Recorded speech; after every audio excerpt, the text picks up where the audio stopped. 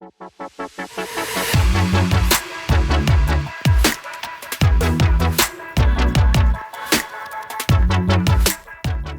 thank you so much.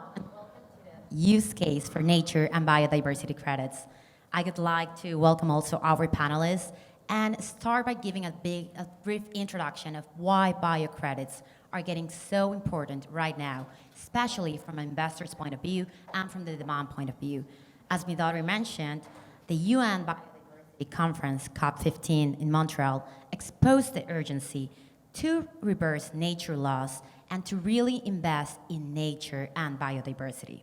As you all may be aware, biodiversity is essential not only for life, but for the long term of business. What does that mean? That for life, for businesses, for economies to succeed, we need to have healthy ecosystems. The UN has estimated that we need about 384 billion per year to be invested in protection of nature.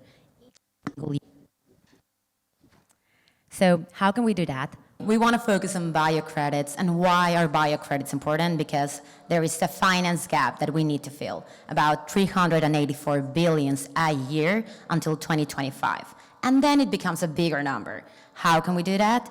Biocredits can help that. But there are questions to answer. How can we use biocredits? What is the underlying unit? Are they fungible? How, as an investor, can I start considering biocredits in my projects? And how, as a corporate, can I start using them? For that, I would like to introduce my panelists and welcome them. I would appreciate if they can introduce themselves, and I'll pass the microphone. Okay, good. That's working. I'm Victor Giraldo from Trafigura. I'm a forestry engineer with specifics in forest and environmental conservation and ecosystem services pricing. For the past 18 years, I've been working in project design, implementation of forestry activities worldwide, when we mostly intended to generate carbon credits, but for the past 7-8 years, identified the necessity to incorporate something else to start to add value to nature, and biodiversity credits is one of the key voluntary instruments to achieve that. I joined Trafigura in 2021 as a technical director for biodiversity and carbon, and in Trafigura we think big, we think in large scale and landscape approaches to integrate the generation of biodiversity and carbon credits. Thank you, Victor. My name is Stefanie Kaiser. I'm the head of nature-based solutions and forestry at NatureMetrics. We contribute to the shaping of this biodiversity market by providing big and robust data and ready-to-use metrics to track the performance of nature-based solutions projects. We do this by sampling water and soil on the ground, so we actually start with something tangible and then translate that into usable metrics and displayed on a dashboard that stakeholders can easily understand. We do this by using environmental DNA, so it's like crime scene investigation of your land. And I hope that none of you are committing any crimes on your land. So this crime scene investigation is only to really track what is the actual impact, in this case on animal species and soil biodiversity of your projects, the projects you're investing in. So on a daily basis, I talk to people like yourselves, investors in developers of these projects, and they come to us and say, we really want to participate in these markets, we want to get into the creation of biodiversity credits. We're talking to people like the ones we've here, but how do we measure that? We're investors, we need data to add a value to biodiversity. So that's what we do with them. We support them on measuring animal species and soil biodiversity on the ground. Hi, I'm Sinclair Vincent, Sustainable Development Innovation Director at Verra. Verra is a standard setting organization. Our largest program is our voluntary greenhouse gas program.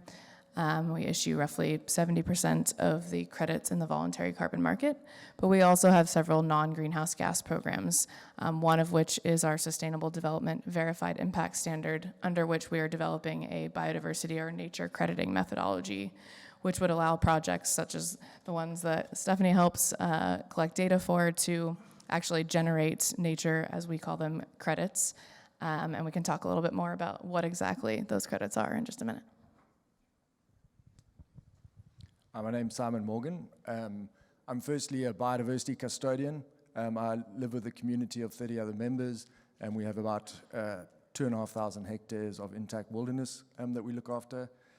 I'm also the Chief Biodiversity Officer for ValueNature, and we're working on a biodiversity credit framework and methodology to support the development of biodiversity credits from the type of environments that I live and work in. We believe that these biodiversity credits are going to be a fundamental way of providing support to biodiversity custodians on the ground to enable them to continue doing what they do and have been doing for generations, which is conserving and looking after biodiversity, as well as providing incentives for those that have options of what to do with their land and to rather drive them towards conservation efforts rather.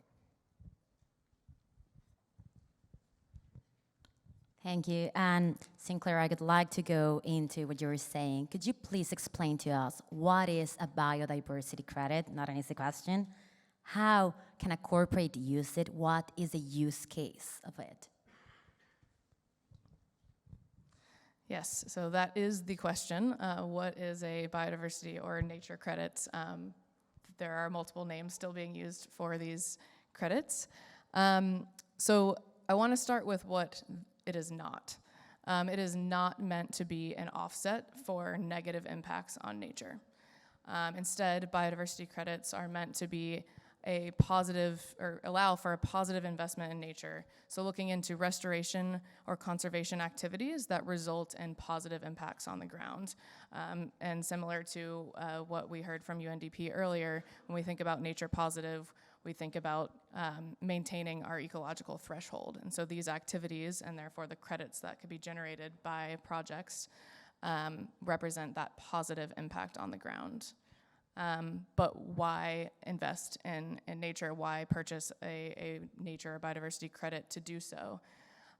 There's, I think, several different motivations that we're seeing from companies and investors so far, but it's still kind of solidifying the sets of claims that may be associated with these credits are kind of still to be determined. But I think there's sort of three main buckets that these motivations fall in at the moment. So the first is companies, investors starting to think about what it means to be nature positive. Unfortunately, we're not quite there yet as a global community of understanding and really defining and agreeing on what nature positive is and means. Right now, it's kind of more about contributing to a nature positive world.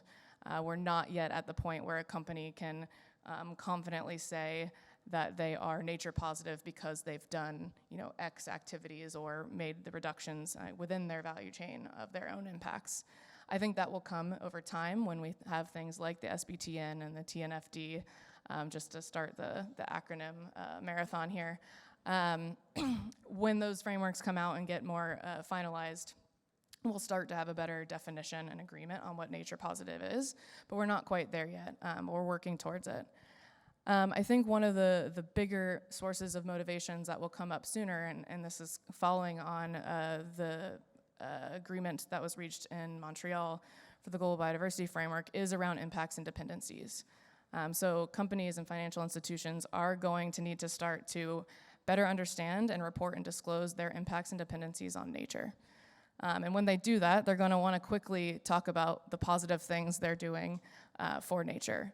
And also understanding how much their business relies on nature, I think will motivate them pretty strongly to invest in the long-term sustainability of their supply chain. So we see that as a pretty big source of motivation for investing in nature through these credits or otherwise. And then the last one is, of course, a broad sustainability, ESG, CSR efforts that companies do want to invest in those things, whether it's for maintaining their own staff and the younger generations that do want to see their employers doing the right thing. I think that is still a source of motivation, but probably not the one that will get us to the scale of investment that we need to meet the targets and goals in the Global Biodiversity Framework. Just one more question on this. For which industries is it more relevant to think about being nature positive? Is this something that affects all industries equally, or is this more focused on a specific kind of sectors? Of course, all industries should pay attention to nature and invest in nature, but I think it's going to be, extractives, agriculture industries, the food sector, that are going to have those strongest dependencies on nature, and therefore will need to invest sooner and probably in a more significant way. But there's a lot of other industries that will come behind. And we are seeing leadership in those sectors. I think actually in Montreal, there were a lot of companies from the extractive sector there and taking a leading role. So I think we'll see a lot more of that over the next year or so. Victor, if we may follow with you. As an investor and off-taker for carbon and biodiversity credits at landscape scale, how could you advise other investors to start considering biodiversity into their investments? How could they planify on having biodiversity credits, biodiversity revenues, or in general, how to include this as a risk, but also as an opportunity for them? Good question. We are not intended to provide the rules, but for the past 2 years, Trafigura has been very active originating large-scale afforestation, reforestation, and ecosystem restoration programs. Large-scale means landscape approach. Landscape approach means identify ecosystem services with market mechanisms. We have carbon as a driver of investment, like attracting investment on landscape to generate carbon credits, but it's not enough. When we evaluate projects at earlier stage, we also identify the necessity to incorporate evaluation for biodiversity. Pricing strategies like biodiversity credits are one of them, and that's why we have been good students learning, identifying DMRB system, digital monitoring, reporting, and verification systems, and protocols that allow us to build baseline in a high-resolution baseline for our projects. Then, for us, a landscape approach means connecting carbon credits through the generation of high-quality carbon removal, sequestration, but also enhancements and net gains on biodiversity that we can measure through time. That's part of our design as project developers. So for any investor, one of the key elements is identify, do you want to be only net zero? Do you want to become nature positive? But if you want to truly be nature positive, you need to start to truly consider how to monitor your positive impacts on biodiversity.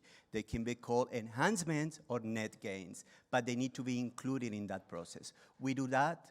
We recommend that when you think at big scale or a large scale implementation.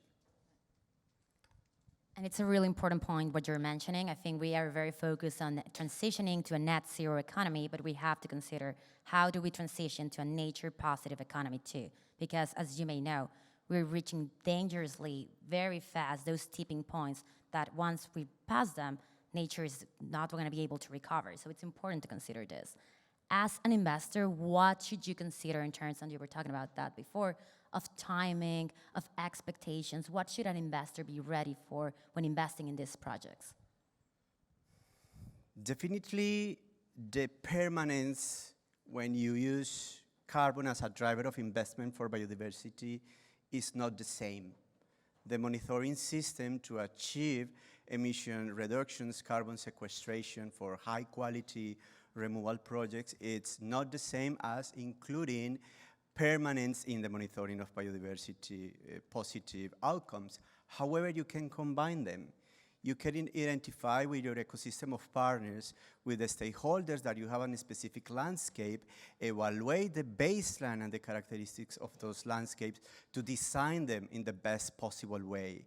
We understand that there are different, it's a big variety of projects that you can find in a landscape, from commercial to pure restoration through a mixed species combination of different alternatives that you can combine on this type of projects. So as project developers are large scale, we recommend to check that. So DMRB system, monitoring elements, identify the key indicators, the permanence, the risk of permanence of these elements can be analyzed, can be combined, and then you can truly identify if you have in place the possibility to account for both. We, of course, believe that engaging investment at large scale through carbon removals for generating biodiversity enhancement, it's one of the interesting pathways that we can take to achieve both elements. Climate mitigations and, of course, stopping biodiversity loss. That's great to follow up with Stefanie. Going into what investors need, what projects need, can you talk about the importance of robust data and metrics on the performance of biodiversity and nature assets for the success of biodiversity markets in general? Thank you.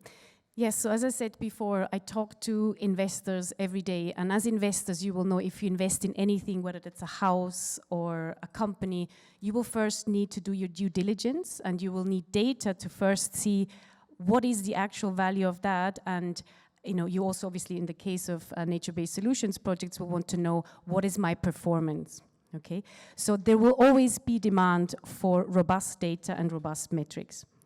Now, Sinclair has already said, the issue here is we need to be sure that a biodiversity unit, whether we call it a credit, a token, a certificate, actually represents positive, hopefully, change on the ground, and most importantly, that it represents a positive impact that is due to the project that you're investing in.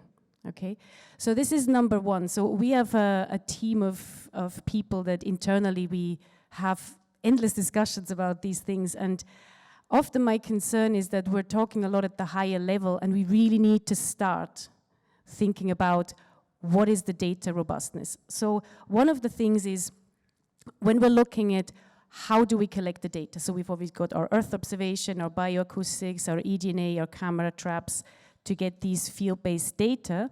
We need to first make sure that these data sets produce consistent data, that hopefully they're produced in a standardized way that we can audit and that we can have confidence in these data, because we're going to assign a value to a unit that is a result that is built on these data. So we cannot use, like in the past when biodiversity was a co-benefit, we could get away with anecdotal data based on field interviews, etc. There's nothing against that, but it's really difficult to quantify those and have that confidence level that we need to actually build a market on it. The other thing is that I would like to highlight is this: how can we measure the project attributable impact? So if you have a project, you can't just estimate the positive impact, because there might be climate change that's affecting changes in biodiversity. There might be landowners next to your project that might also affect how your baseline changes. So that means we really need to think not just about the methods we use to collect the data, also the methodologies, and this will obviously be produced for your Verra standard. How do we sample? How do we sample to take into account what's happening around the project area? And then as we bundle and build metrics based on the field data, we also need to create metrics or indicators that are ecologically meaningful, because we need to make sure that they represent actual positive change, that our markets work for nature, not the other way around. We need them to be scientifically robust. This is what I mentioned before, like the quality of the data. And now they also need to be metrics that can be produced in a way that is affordable and feasible in the market. So we've been working, we've been actually feeding some of our data into some biodiversity crediting mechanisms, and we can see that there might be a trade-off. So we need to find that sweet spot in saying, okay, we need to monitor in a robust way, but we can't make monitoring so expensive that then the biodiversity credits have to have such a high price that no one will buy them. So good luck to the methodology developers. But please, as investors, don't cut corners, because there's a real danger that in the end, we make nature work for markets. And that's what we want to avoid at all costs. Thank you, Stefanie. And Simon, you have a tricky question here. What is the underlying unit of biodiversity credit? Are they fungible? How can we trade them? I think as we've heard that there's a number of different methodologies, a number of different frameworks that are being developed out there, and that as of date we don't have a single unit or underlying mechanism for credit. Most methodologies or frameworks are based on biodiversity change, measuring some form of biodiversity change, and that's mostly from a gain perspective or uplift perspective, or measuring the conservation actions that will result in those outcomes. And for example, the IUCN's developing a STAR unit, which is looking at those actions and trying to reduce extinction risk on species, and measuring those as their unit rather than the outcomes, because measuring those outcomes might be prohibitively expensive. As Stefanie just indicated, sometimes these measurements are expensive to get right and to report on. So what other kind of elements can we use? As well as in many cases, the outcomes can take a long time. Biodiversity by nature is diverse, it's hyperlocal, and in different systems there's different rates of recovery that we're going to see. So for example, your actions in a boreal forest might take 20 to 30 years before you're seeing an outcome, which obviously is just too long a period for there to be some form of financial incentive, developed off those outcomes. And so there we have to measure and report on the actions rather. And so that brings us down to fungibility, which obviously isn't possible with those kind of mechanisms.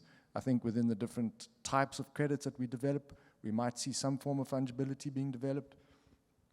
But again, if I'd ask a question of a carbon credit, which has a simple unit, a ton of carbon, for example, is a carbon credit fungible? And the answer to that's no. You can't just go out and buy a nature-based carbon credit and think that one is the same as the other. It comes with a lot of different co-benefits, different systems applied to it as well. And so when we think of biodiversity credits, we can present them in a similar manner. Even though we might have a single unit, even in a typology, there's going to be a lot of variation and variability amongst those. Yep. If I could just add, absolutely agree. And there are several different credits or methodologies being developed. So we aren't going to have a ton of CO2 equivalent, which is maybe the only fungible part of a carbon credit. So we won't have that in this space, and that's okay. And we need to allow for innovation with these different methodologies that are being developed, so that we can have some kind of market that allows finance to get to these activities on the ground, which is really the entire point. What is helpful is to hear from investors and companies of what is important to you, so that we can figure out how to make that transparent in the credit itself, or in the rest of whether it's the project page on the registry system, or through labeling of different ways to signal kind of attributes of a project, like how maybe co-benefits are demonstrated in a carbon project. So we are trying to figure out, what does the demand side, what are the companies and the investors need to see in the credit itself versus in these other attribute layers, so that we can help you know how you want to invest, because no two projects are alike, especially when it comes to biodiversity. Yeah. It's just following the discussion, as project developers and early stage project investors, we need sort of simplicity that doesn't kill the biodiversity nature itself, becoming from a basket or matrix of indicators, but of course guidance in identifying the main indicators that we need to check when we estimate the cost for developing a baseline that will be the base of our future monitoring activities. So putting biodiversity and simplicity on the same page is quite complex, because we understand what means biodiversity, but it will be very valuable for investors, for project developers, to have guidance on the minimal requirements that we can take from the start and we can add in the future. That's the key necessity for us when we design projects, for developing them from scratch to generating the ecosystem services that we can connect. That's something important in general. Yes, thank you, Victor. I was just going to say that people like Victor who are actually developing the projects, you still see, you know, how we go from nature to a metric, and you can see this issue of, you know, when we oversimplify, how can we lose meaning? But you as investors, you might be a bit more detached from the project. So my kind of key message is just never lose sight on what a credit means on the ground. Thank you so much. And one question for whoever feels ready to answer this. What does the biodiversity market needs in order to scale in terms of impact and finance?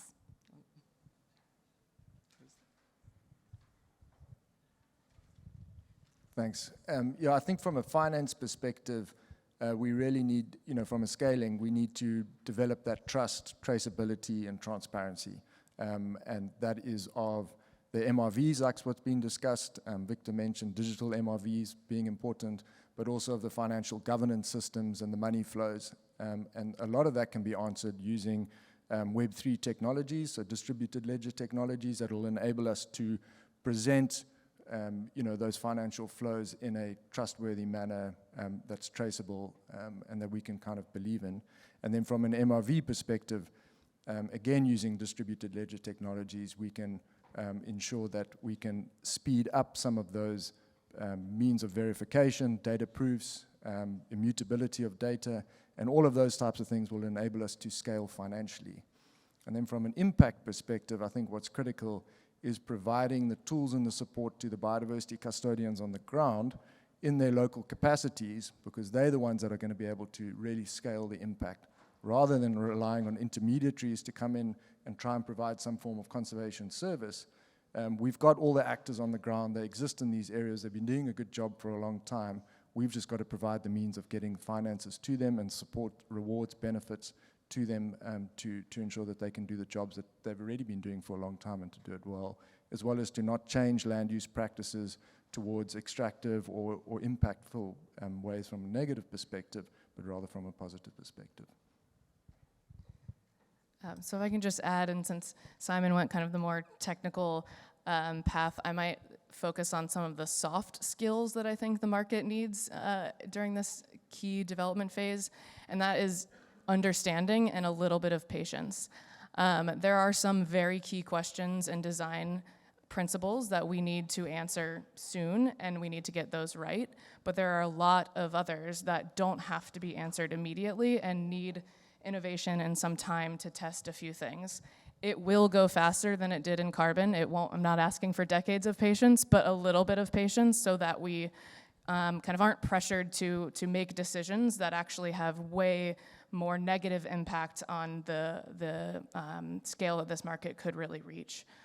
So I think there's a lot of really amazing organizations and individuals focusing on this and working to get those really important questions answered that have to be answered now, and then allowing for that innovation to play out over the next year or so. From the project design perspective, now when we think at scale, big investor at a scale like Trafigura, we include biodiversity now in our metrics. We do believe that only biodiversity as a descriptive co-benefit in an investment is not enough. We believe in valuation and pricing strategies like biodiversity, voluntary biodiversity credits are part of the process. From the implementation perspective, we can define the activity, restoration, conservation, degraded ecosystems, reforestation and restoration, but we need to define baselines, transparent accounting, and then is the DMRB systems that we all agree are important to define the basket of indicator, the list of indicator, or the major indicator that we can start to select. But from the certification perspective, definitely we need to start to see the evolution of standards and protocols that can guide us in the way that we can integrate what we know for sure what we learn from carbon markets, and what we can improve and achieve certifying voluntary biodiversity credits. That's the pathway. And as a project developers and early stage project investors, we are always learning. We are good students. We believe in cutting-edge technology to do that, but we also believe that standards will help us to identify the minimal parameters that we need to achieve the generation of biodiversity credits recognized globally. We need something global, because a big lesson learned from domestic market based on offsets is they are very domestic. So like for like, you know, ecosystem equivalences. We need to start to see this capacity to recognize a global unit or some global protocols that allow us to do our job investing in large scale and landscapes. Thank you so much.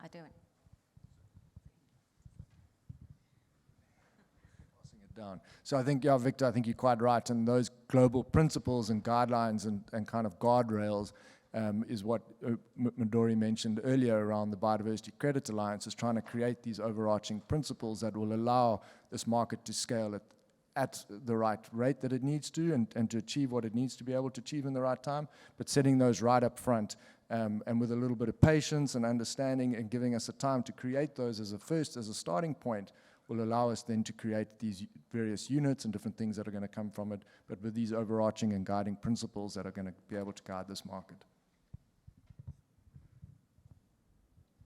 I would like to ask if someone has any questions in the public, or because I have more questions otherwise.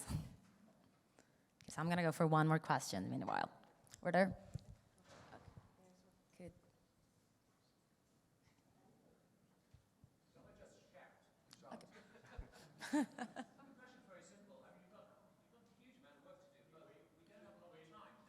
Oh, it's coming, the mic. It's right here.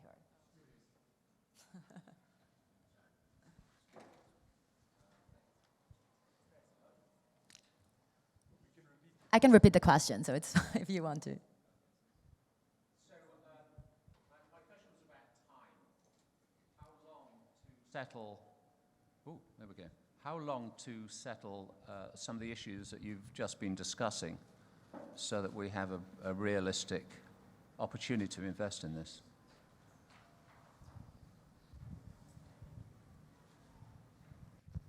So if you got a bunch of 5 biologists and put them in a room and ask them to decide on what a credit should look like, you're going to get 5 different answers. And so that's what we're dealing with at the moment, is trying to really kind of spend the time to flesh these out, to think about it deeply, and to ensure that those overarching principles that we're creating are based on sound science, with local context in mind, and local custodians in mind, and ensuring that it is everything that it needs to be to ensure that this market can scale as soon as we're ready.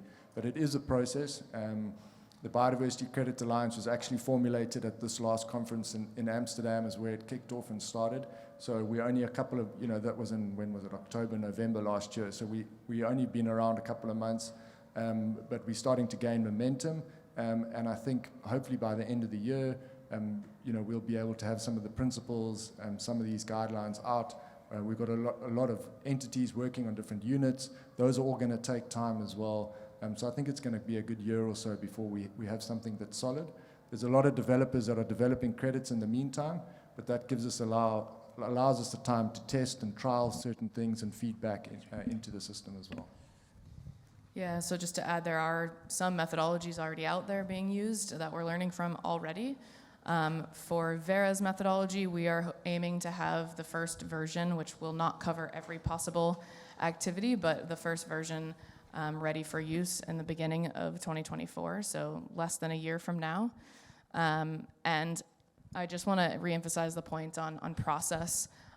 It is absolutely essential that we follow a proper standard methodology development process here. If we don't include Indigenous peoples and local communities in the decisions that need to be made about how these quantification methodologies work, and the safeguards and the softer components that need to surround that quantification, then we will not scale this market and get finance to the activities on the ground.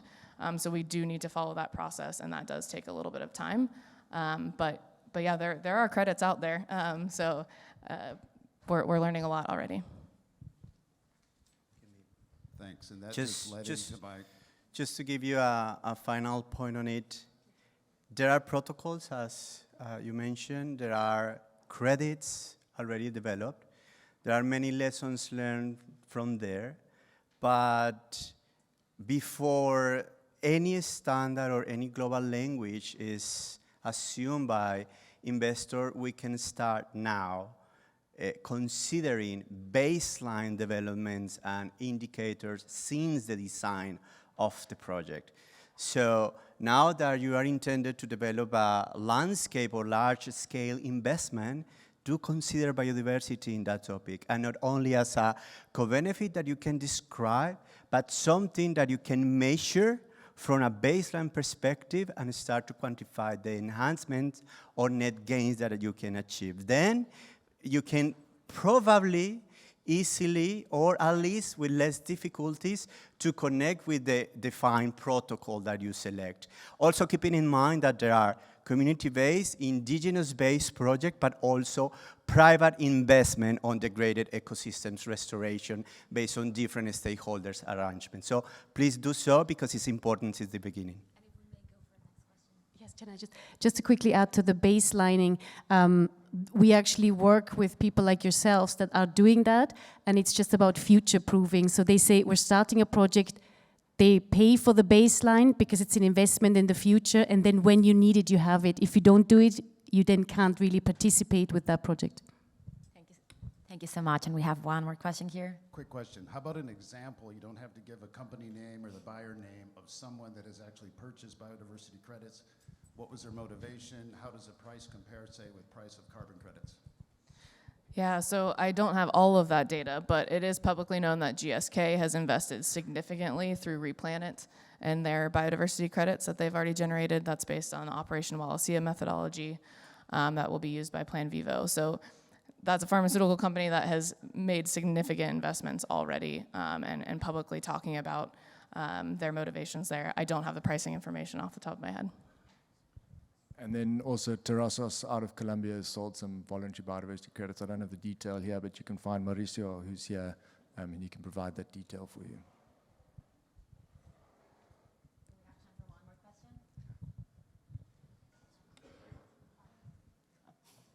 Hi, everyone. Hi, this is Sonai from Colgate-Palmolive.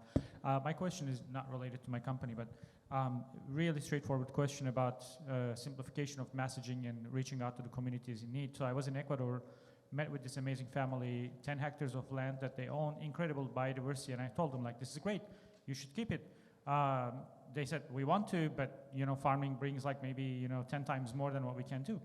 I said, okay, there are systems that are in place, they're developing, I have probably good news for you that, there are ways that you can actually get financing, and they're waiting. So I said, I'll do my homework. So I'm still doing my homework here.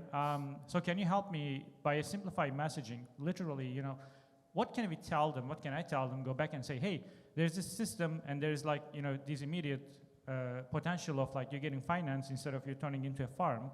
I'm still not clear how to deliver that message. So what can I tell them that, okay, this is what you can do, and then this is how we can help you? Thank you. That's a very good question. And it starts from which type of unit are we intended to select for a biodiversity credit. That 10 square meters unit per high endangered conservation activities, 1 hectare of ecosystem restoration, 1 hectare of ecosystem conservation. So the first step is to identify which protocol or standard can be analyzed based on the potential of your land. If you have 10 hectares in a very high hotspot for biodiversity, but a very also endangered ecosystem, there is a high chance that the majority of the voluntary biodiversity credits protocols will include that as one of the type of credits that you can manage for 20 years, 30 years, things like that. So It is a chance to certify these type of projects, but the key message for us also, when we identify which metrics we want to add from the baseline, is what is the protocol that we want to follow. Terrazos is one of the options. SD Vista with nature credits will be one of them. There are also other ones in the space. You need first to identify which protocol you want to follow, and then to start to quantify what is the potential of your land. For now, I will say, yes, there is a chance, but there is the need to select this specific protocol to follow. I just want to repeat what the gentleman before said, or no, what you said, think about patience. And your question is really good because it has happened a lot in the past in the carbon market that the promises were made to indigenous communities, oh, you're going to earn lots of money, but it wasn't really communicated in a tangible way. So as we mentioned before, the Plan ValueNature is a bit more advanced, but it's a smaller standard, and there will be 60% return that goes to the communities. Then with Verra, there will probably be provisions for that as well. But I guess you need to maybe check with the standards, what is the timeline in terms of project development, and when can these cash payments go to the university? So please check that with the standards that are most developed. I just know from Plan Vivo that probably they have already projects where this might happen this year, but they're small, so these are the people who will give you those answers, no? Sinclair? Yeah, I mean, I think also part of the question has to be answered by companies and investors of what are you willing to pay to help those owners protect that land instead of converting it to agriculture where they could probably make a lot more money. So I think as a global community, we do have to figure out, we have to first accept that we're applying very human economic concepts to nature, and that feels funny. But if we're going to do it, let's do it right and make sure that we're actually willing to put up the money and pay for that protection.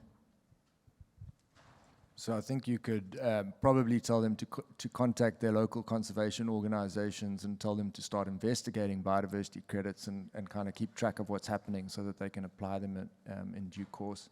But to maintain intact landscapes, I think the future is going to be that those are going to be hugely valuable because the cost of recreating them is massive. And so that's what the value of those landscapes are going to be like. So we're in a tricky time there. Let me give you a short message for standards and protocols developers. We do believe in indigenous community-based projects, but we also believe in small landowners, private landowners, eager to restore their lands and using one of these market mechanisms to do so. So that's why biodiversity credit protocol should be global and also agnostic in the type of landowners that we can integrate, because we are thinking and we are talking about landscapes when we can find different type of stakeholders and also type of landowners. So just keep that in mind, because for us as investors, it's important to include not only forests to protect from indigenous, but also degraded lands to restore for private landowners, private small landowners. We have one last question. Hi, and good morning. Here, Stefanie, nice to meet you all. My question is more addressing a little bit of the elephant in the room for sure when it comes to credits, nature-related credits, carbon credits. It's how are you foreseeing the management of greenwashing and that stakeholder involvement and looking more into that and shielding these, because we all know how important this is. Yeah, I think it really comes down to communication and education and making sure that the investors know what they're investing in, why they're investing in it, and then what they need to look for in the credits that they purchase. I can guarantee you that the standards bodies want the credits that they issue to be high integrity, genuine credits representing real impact on the ground. And we just want to make sure that everybody involved understands what they represent and what they don't represent. In this case, it's the communication of these aren't offsets. This is a positive investment. What does that mean? That's a new concept. I'll just add that trust, traceability, and transparency is going to be key for that as well. And as I said before, do your due diligence on the data. Don't just believe what the standards are saying, sorry, Sinclair, but really do your own research on what's happening on the ground. I think we have to wrap it up, but I think one important message here is to identify that biodiversity credits, its goal is to bring money into nature-positive activities. That does not mean that it's a biodiversity offset, which is very different. Therefore, as investors, we need to be patient, and it's good that we're bringing scrutiny into this new credits. As the more value comes in, more scrutiny comes in, more transparency, but also let's keep in mind that it's evolving and we need to be patient and flexible on what's to come. Thank you so much.